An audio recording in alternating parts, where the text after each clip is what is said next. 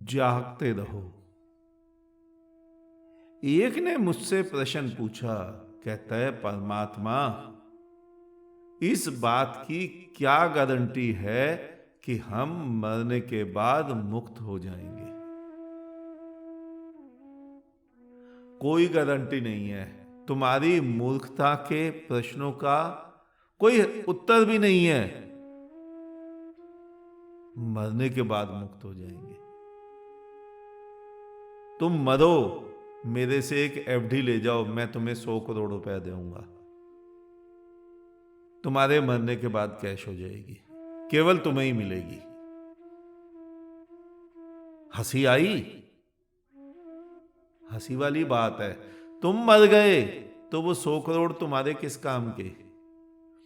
तुम मर गए तो मुक्ति किस काम की? मुक्त आज होना था, जिंदा में होना था। बंधन तुम्हें जिंदा में है, उन बंधन को आज काटना था। मैं तुम्हें वहीं कटवा रहा हूं। और तुम अभी भी भ्रम में हो कि मरने के बाद मुक्त हो जाएंगे। एक व्यक्ति का मैं फेसबुक पे देख रहा था, कोई रामपाल, कहता है मरने के बाद मैं जरूर तुम्हें मुक्ति दूंगा। खुद बंधन में है, दूसरे की मुक्ति की बात करता है। मुक्त तुम्हें आज होना है। लेकिन संसार में हो क्या रहा है, जरा देखो अपने चारों तरफ। लोग जानवरों को पिंजरे में डालते हैं, लेकिन यहां तो धर्मों के पिंजरों में मनुष्यों को बंद किया जा रहा है। और कोई करोड़ों करोड़ों में से कोई एक विरला ही इन पिंजरों को तोड़कर अनंत आकाश में उठकर विराट का दर्शन कर सकता है। और उसी को तो तुम्हारे शास्त्र वीर कहते हैं। उठो और वीर बनो। उठो और आज मुक्ति का अनुभव करो। मैं तुम्हें आज मुक्त करा रहा हूं, भ्रम में मत रहो। अभी अभी मैंने उदाहरण दिया ना किसी रामपाल का। वो मूड कहता है कि मैं तुम्हें ऐसी मुक्ति दूंगा, ऐसे ग्रह पर ले जाऊंगा, ऐसे लोक में ले जाऊंगा जहां ना जन्म होता है ना मृत्यु होता है, ना जरा ना व्याधि। यही धारणा है ना तुम्हारी मुक्ति की। ना जन्म ना मृत्यु ना जरा ना व्याधि। जहां जन्म ही नहीं होता वहां तुम्हें कैसे लेके जाएगा? यहां से पूरा का पूरा पार्सल करेगा, तुम्हारी देह तो यहीं मर जाएगी। समझे ही नहीं तुम्हारे साथ क्या खेल किया जा रहा है। तुम्हें पिंजरों में बंद किया जा रहा है विचारधाराओं की। और पिंजरे ही तो हैं। तुम हिंदू घर में पैदा हो गए तो तुमने स्वयं के लिए हिंदू की विचारधाराओं का पिंजरा चारों साइड बना लिया। गलती से तुम मुसलमान घर में पैदा हो जाते या पाकिस्तान में पैदा हो जाते तो क्या होता? आज तुम हिंदुस्तान के सबसे बड़े दुश्मन होते। ऐसे ही सिख, ईसाई, बौद्ध, जैन,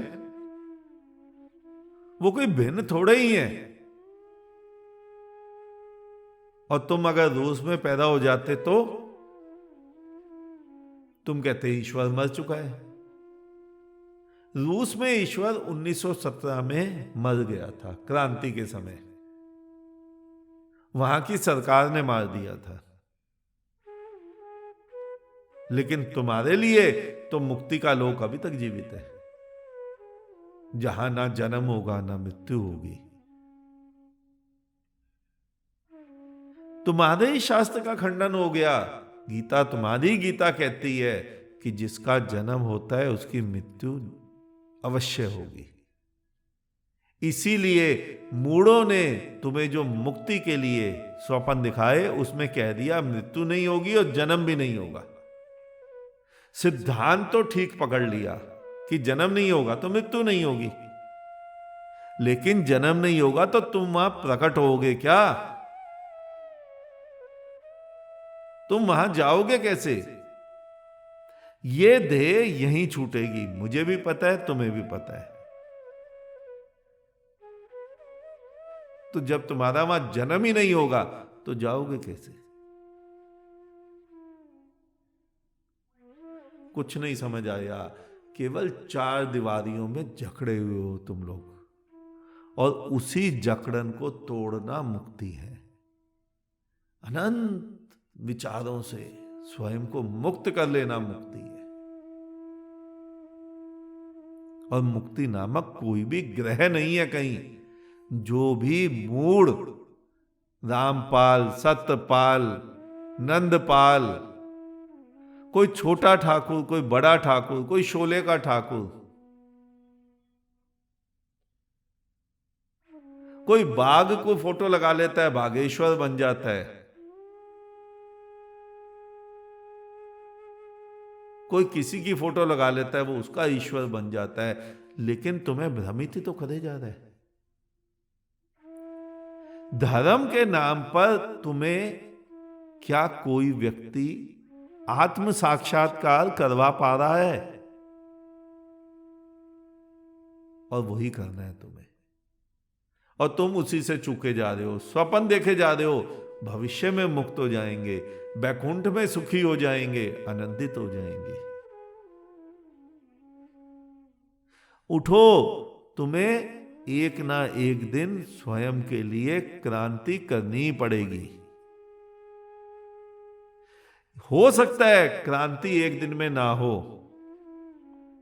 लेकिन एक दिन जरूर होगी। दोबारा सुनो, क्रांति एक दिन में नहीं होती, लेकिन एक दिन जरूर होती है। इतिहास रातों रात नहीं बदलता, रातों रात नहीं रचा जा सकता, लेकिन एक दिन तो इतिहास बनता है। वो इतिहास तुम ही बना सकते हो। उठो, जागो, आगे बढ़ो, अब बदलो स्वयं को। दुनिया को नहीं बदलना है, स्वयं को बदल लो बस। एक एक व्यक्ति स्वयं को बदलता जाएगा, दुनिया स्वयं बदल जाएगी। दुनिया तुमसे और मुझसे भिन्न नहीं है। हम सब मिलकर दुनिया बने, हम सब मिलकर संसार बने, हम सब मिलकर परमात्मा बने। उठो, देखो, सूरज इंतजार कर रहा है उगने के लिए, और तुम्हारा भाग्य इंतजार कर रहा है उदय होने के लिए। उठो, चलो मेरे साथ। जिसको तुम खोज रहे हो, उस सूत्रधार के सूत्र तुम ही हो, पहचान लो स्वयं को। एक चिंगारी ऐसी आग बन सकती है जिससे पूरा विश्व जल सकता है। बस जरा सी हवाई तो देनी है। आज चिंगारी, आज वो आग मैं अपने हृदय में लेके बैठा हूं। अपने हृदय में लगाओ तुम उसे। ऐसे ही छोटी छोटी चिंगारी मिलकर एक दिन पूरा पूरा आग का बवंडर बन जाती है। तुम्हें आज आगे बढ़ना ही पड़ेगा। आओ मेरे साथ, चलो मेरे साथ, मैं आग लगाने आया हूं। अपनी अपनी आहुति दो इसमें, और ऐसी आग फैला दो समस्त विश्व में, चारों तरफ, कि जिसमें कोई भी पाखंड ना हो, कोई भी अंधविश्वास ना हो, कोई भी तुम्हारे लिए बंधन ना हो। तुम मुक्त खड़े हो अनंत आकाश में, विराट के सामने, वीर बने हुए। और वही मुक्ति है। मुक्ति मरने के बाद नहीं मिलती। ये जो तुम्हारे भीतर जो भय है ना मृत्यु का, और उसी के कारण तुम में से कोई आदमी कोई मंत्र पढ़ता है, कोई आदमी कोई मंत्र पढ़ता है, महामृत्युंजय जप करेंगे, लेकिन बचा एक भी व्यक्ति? हजारों ने जप किया, तुमने भी किया होगा। जिन्होंने जप किया उनकी जब उम्र आई वो बचा, कोई मंत्र तुम्हें नहीं बचा सकता। लेकिन अगर तुम यहीं अमृत का स्वाद चख लो, अपनी मौत की आंखों में आंखें डाल लो, ध्वस्त कर दो उसके अस्तित्व को, तो तुम आज ही हमेशा के लिए अमर हो जाओगे, हमेशा के लिए जीवित हो जाओगे। क्योंकि तुम ही तो कहते हो तुम अमृत पुत्र हो, और काल को ध्वस्त करने वाले महाकाल तुम ही तो हो। लेकिन बंधन में बंधे हो, पिंजरे में पड़े हो। अभी तो पिंजरा है चारों तरफ, किसी के चारों तरफ हिंदू का, किसी के मुसलमान, किसी का सिख, किसी का ईसाई। ये तोड़ना पड़ेगा, उठना पड़ेगा, क्रांति होगी, इतिहास रचा जाएगा। आग की चिंगारी मैंने लगाई है, हवा दो इसे, पूरे विश्व में फैला दो। आज इतना ही, शेष किसी और दिन। अंत में चारों तरफ बिखरे फैले परमात्मा को मेरा नमन। तुम सभी जागो, जागते रहो।